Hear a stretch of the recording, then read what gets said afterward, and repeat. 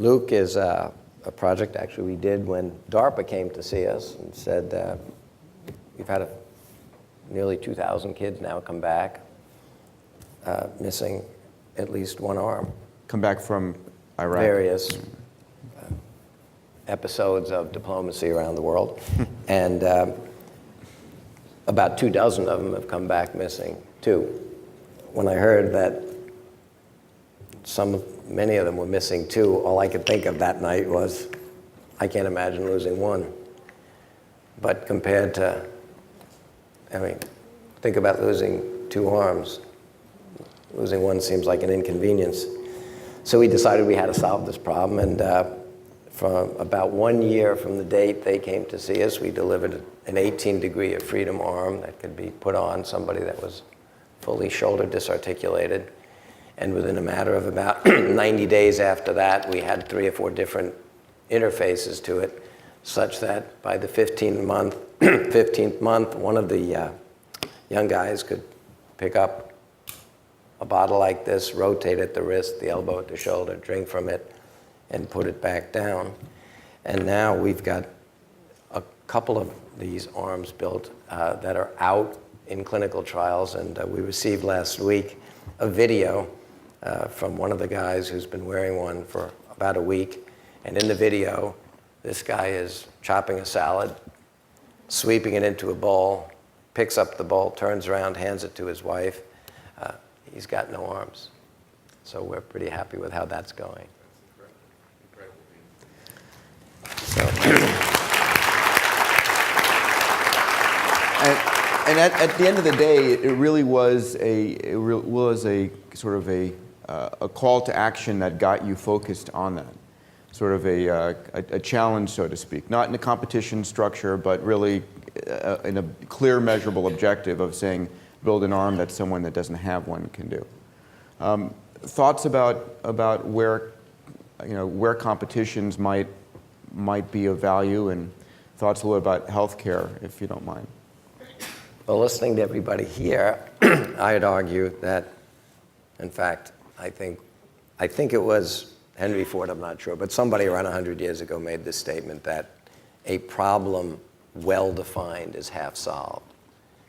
And I think the problem of healthcare, as we've heard, is not only not well-defined, but most of the great debate is about a non-problem.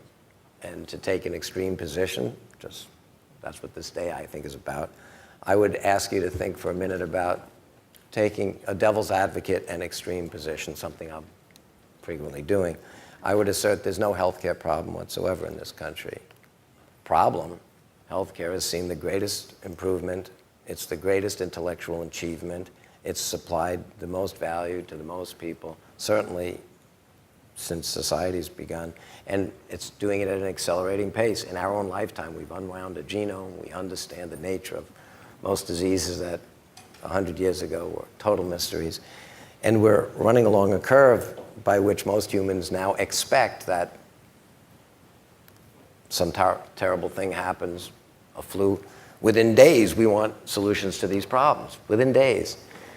So if you take the extreme position that there's no healthcare crisis whatsoever, it might affect how you address your day, because if you don't articulate what the problem is correctly, you're unlikely to solve it.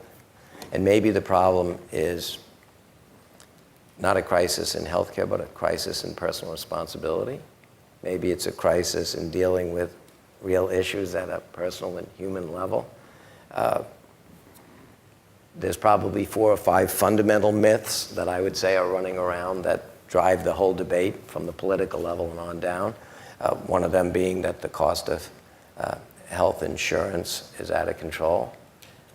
We don't have health insurance. Insurance you buy on your house because you can't afford to lose it. You buy it on your car because you probably don't want to lose that. But insurance is based on a principle that the laws of large numbers say this event is very unlikely to occur. But if it occurs, I can't deal with it. But as long as it's unlikely, we each put a little bit of our money into some pool. The insurance company takes a fee for managing that pool. And then if something horrible happens, you get your money. The average person today goes in for a checkup that might cost $50 or $100, and they expect somebody to pay for that. Do you insure your sunglasses for 20 bucks? You wouldn't. It's not affordable. It's stupid. But if people expect somebody else to pay for virtually all of their health care, that's not an insurance problem.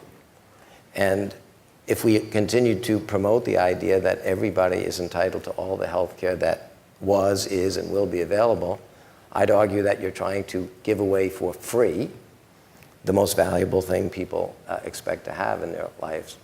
And as more of that is available and more people from every segment, government and otherwise, who want to be heroes, expect that they're going to find a way to put the pea under a different shell and make it free, and the public starts to expect it's a right, like freedom is somehow a right, we're driving ourselves to a illogical, nonsensical, unsustainable position in the world. The most valuable thing you have that's created by technology is healthcare. It never was free, it never will be free. So let's argue about who should pay what, but let's not assume it's free. Let's not blame insurance companies because it's not an insurance definition anymore. And one by one, you can start peeling this onion, and almost all the pundits and smart people, I mean, I've heard government people in this country and others arguing it's outrageous that 14% of our GDP is now being spent on healthcare. Like, this is a terrible problem. And we got to get it down. And they want to get it down to, they use some other countries as a metric. And by the way, I'm not suggesting that we spend money wisely and we don't need massive fixes. The amount of money that gets wasted is astounding. But wait a minute, let's analyze that statement. Maybe the reason we spend 14% on healthcare is because we can spend, 1 or 2% of the people in this country now do the farming. And they make so much food, it supplies this country and most of the rest of the world. 100 years ago, 50% of the people did farming. If you start to look at any advanced society, where do you want that money to be spent? Maybe in 100 years, we look back now smugly talking about a period called the Dark Ages from the 6th or 7th century. Maybe in 100 years, they will measure societies like ours by how much of their money they could afford to spend on improving the human condition. And if we can feed all our people for a couple of % of our GDP, if we can supply light and clean, the 20 poorest countries in the world, spend 20% of their money getting water. And it's still the #1 source of disease because they can't get enough of it just for drinking. You want to spend less of our GDP on health care.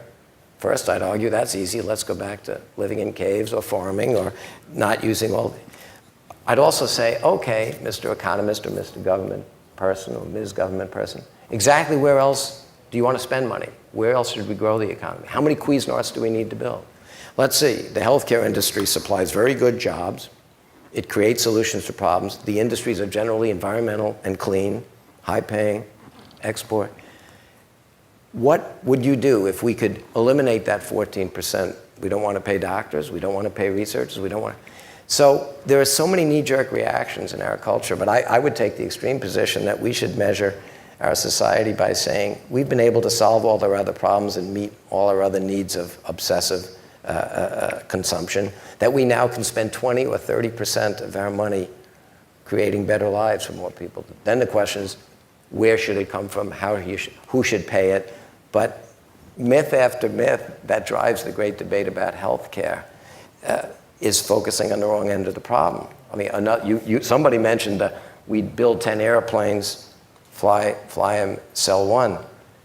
What percentage of the aviation industry engineering is spent on preventing problems? Virtually all of it. Virtually all of it. A plane went down last week. They've now already decided in less than a week's research it might have been a sensor going to a pitot tube sensing airspeed. It happened once in this airplane, once in a fleet of airplanes that has millions and millions and millions of hours. They're already retrofitting this part on every airplane out there. Can you imagine if 50 years ago somebody suspected that smoking might be related to emphysema or cancer and we stopped smoking? Nobody could smoke? Can you imagine if your insurance company said to you, if you're morbidly obese and continue to eat this, we're going to not insure you? I mean, the healthcare industry spends well over 90, and I believe credible data says we spend 97% of all of our healthcare dollars on fixing the problem after the crash. We'll spend whatever it takes to get you into that hospital and keep you alive. We spend less than 3% of our number on preventative care.